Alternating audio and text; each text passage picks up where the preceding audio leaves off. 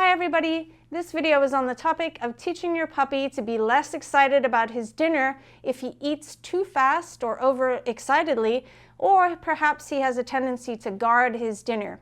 Now, if you have a young puppy that has guarding tendencies, I suggest that you go to a professional trainer that uses positive reinforcement to help you with your training plan in case you're not reading your puppy's signs that he's uncomfortable. And the same goes for adult dogs. If you have an adult dog that's guarding their food, I suggest you get help from a trainer to go over this exercise with you to work on the guarding issue, because what can happen is if you do too much too quickly or go too quickly adding criteria, you can actually make the problem worse.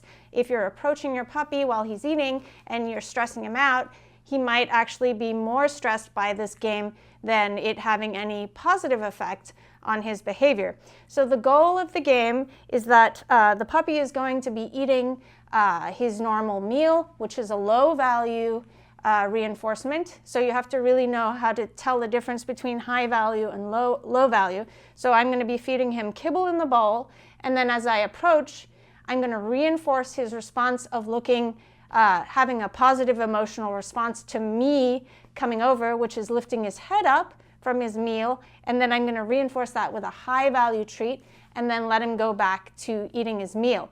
So to begin with, what I'm going to do is show him the process of how I'm going to give him the treat. Because if the puppy doesn't know that you're going to give him a higher value treat, he might actually start eating faster as you approach and stressing out, so it can kind of backfire. So if you're going to feed your puppy a high value treat from your hand, you can feed your puppy from your hand, but if your pup takes the treat super hard, you might choose a treat that is not crumbly or leaving residue, and then put the treat on the floor for the puppy to eat away from his food bowl. If you have a puppy that has a tendency for guarding, I don't like to put the treat on the floor, because what can happen is the puppy can start guarding the smells on the floor. So you could use a dish. I'm just going to go get a dish right now. So here's my puppy's food bowl, and here's the dish I can use to give him the treat, the higher value treat. When I approach, say the pup is taking the treats hard, I can feed the puppy out of this dish. And if you had an extreme case in a shelter, what you could do is have the dish on a long stick, like a target stick, and you don't even have to enter the kennel. The puppy or dog can be eating their meal out of the bowl, or there's no meal in the bowl, and then this long target stick can come in and reinforce with a higher value treat, or turn and put treats that aren't sticky into the bowl that's in the kennel with the dog. So that's a great way of protected contact, so that you're not, your presence isn't going to send the dog over threshold and feel more stressed by the training. So that's why I like to use the bowl. It's very handy. Also, you can give the bowl to someone else, and suddenly the picture makes more sense to the dog, where if you're just working as a human being and then you switch trainers, the dog can be like, hey, I don't know you. So this really helps with generalizing if you were doing something at a shelter, for example. Okay, let's get started. So first we're going to work with an empty bowl over here. Let's see. So that's just an empty bowl. And I'm feeding the puppy like this because my puppy's not taking the treats too hard. But you could also feed like a horse with an open hand like that if your pup is taking treats hard. And the bowl. So I'm teaching the puppy to eat out of this bowl. Now, sometimes the deli meat, if you're using something sticky, it will stick in the bowl, and that can be a little bit stressful. So if you're using a bowl, you might use a treat that is like a dry chicken jerky treat or something that doesn't crumble or leave residue. So by doing this, I actually really like the book Mine by Jean Donaldson, so you should read that, and I'll put a link in the description below. But there's a little difference to my training, is that I don't put the high value treat into the bowl or on the floor, because I've found that some dogs will start to get more excited by what's in the bowl and on the floor. So it's kind of like increasing the value of the food that they have. So I like to have the higher value food to really begin with, to make fast progress, where the dog is like, I want what you have. And I love it when you come over and bother me with my food, because it's always in my best interest.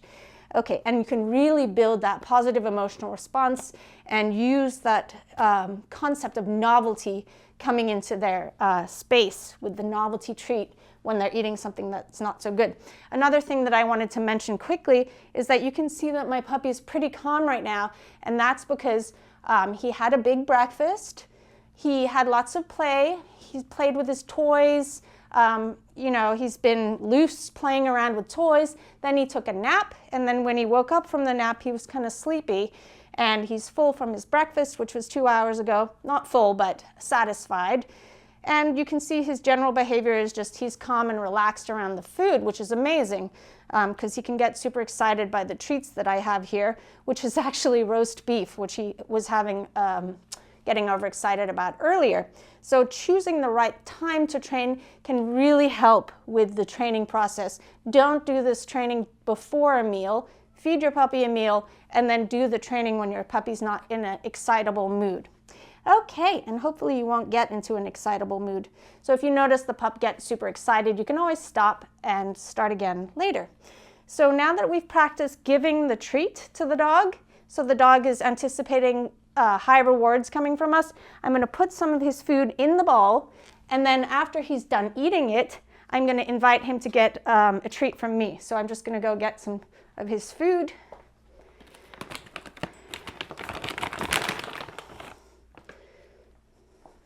I don't want to put too much in there.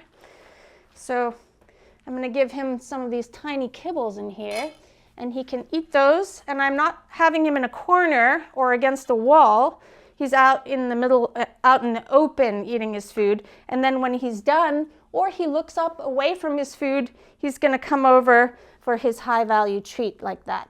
So I can show him that it's all done, and then I can point because he didn't actually finish what he was eating. There's still some kibbles in that bowl. So do you see how he's anticipating something good happening for me? I played this game one time about a week ago, the first day that I had him, because I wasn't sure if he was eating overexcitedly because he'd not had novelty treats before, or if he might have a tendency to guard. But for me, I don't see any tendencies to guard in this puppy, just the excitement over the food. So there's that kibble in there. Now I'm going to put more of his kibble in the bowl like that and practice the approach. So I'm going to approach him, show him I have a better treat that he can eat, take it away, and he can continue eating. So you might want to do a side approach where you come in like this and not come too close to the bowl if you're worried. You can also feed over the bowl as the next step where the dog is eating, and then you put the bowl in front of their face to eat out of. Good boy. If you're having a problem like this where the dog wants what you have, that's the good sign.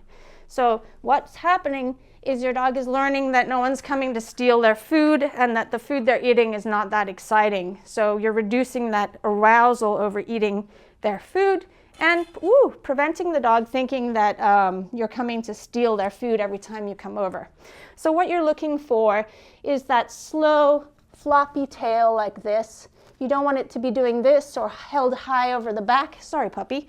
And you don't want your puppy to stop eating and freeze. What you want is just loose muscles and just a calm, happy-looking pup. Okay, so I'm going to get him interested in that food again. If your puppy doesn't leave the food bowl, you can squat down and say, pup, pup, pup, pup, pup, pup, pup, and see if you can recall your puppy away from the food as the first step. If your pup really can't be called away from that food, I suggest using something like carrots to work on this exercise first, or something that the dog is really disinterested in, or spending longer working on the food delivery around an empty bowl. Okay, do you want to eat your nummies over here? Here we go. Now I'm going to work on that approach again. So this time I'm just going to use my hand, and I'm going to come over and reach in to his food bowl. And you'll see as I walk over, he doesn't even care. Good job. Awesome. And then practice with this bowl, for those of you who might want to use a bowl. There you go. And because he's doing so good, I'm actually going to increase the value inside his food bowl. So I have this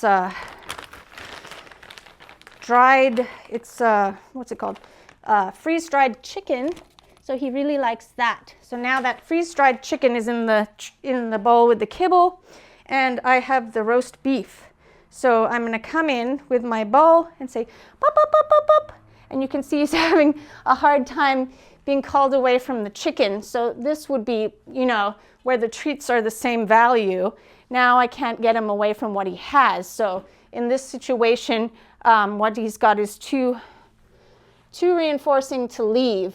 And so if you see the dog acting like this, you need to choose a lower value treat.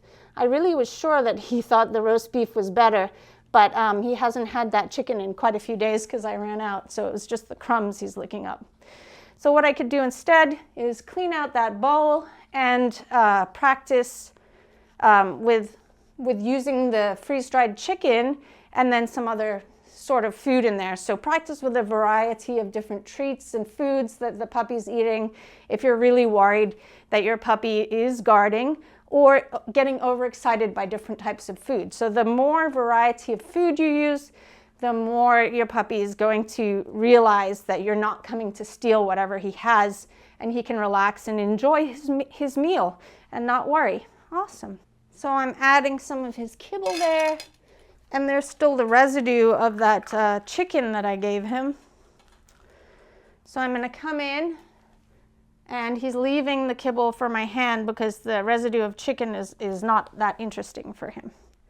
And now he's going back to his food. Good. It's all done. Get your food. Good.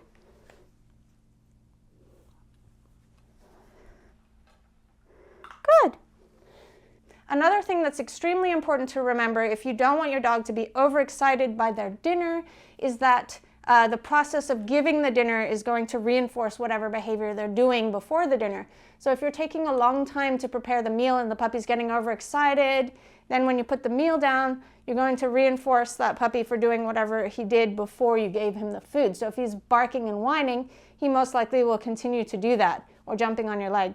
So one thing you can do is prepare the meal while the puppy's outside or someone else is walking him, and then when you see him calm and relaxing like this, you can put the food down and point at it and say, okay, go get it. And he said, I want the roast beef, actually. So the other thing that I see people doing with their puppies and adult dogs is asking them to sit, and they say, sit, wait, okay. And then the dog goes to the food bowl like that. And what generally happens is the dog then gobbles their food down as fast as they can. And so I really like to teach the dog that they can be a food connoisseur and eat at a leisurely pace without stressing out that they have to get it all down as fast as possible. So there he's chewing it nicely rather than just swallowing the kibble. And if he's disinterested in the kibble, I can also pick it up and feed him from my hand like that to get him interested. Yeah. And now he's going to settle down eating his kibble in a nice fashion. Good boy. Yeah, that was very good. That was very good. Another game I can play is have the bowl further away from him and reach into the bowl and feed him the high-value treat. Good, like that. Good. So you might have to feed the treat at the same time, like that, as you mess with his food. Good. Good. And now I'm going to wait, touch his food, and then feed him the treat. Good. Awesome. Good. And now I'm going to have the bowl closer to him like that. So he might be tempted to eat some of it. Good. Good. Good. When he's doing really well, you can then just drop the food into the bowl like most trainers do for the resource guarding training. So when you come over and they're eating their food, you can just drop the food in. With my own dogs, when they're all having their meals, all 7 of them, I will come by and give extra nice snacks near their bowl. So I'll put the treat down on the floor next to their bowl like that, and he hasn't quite learned that yet, and he's eating the higher value treats.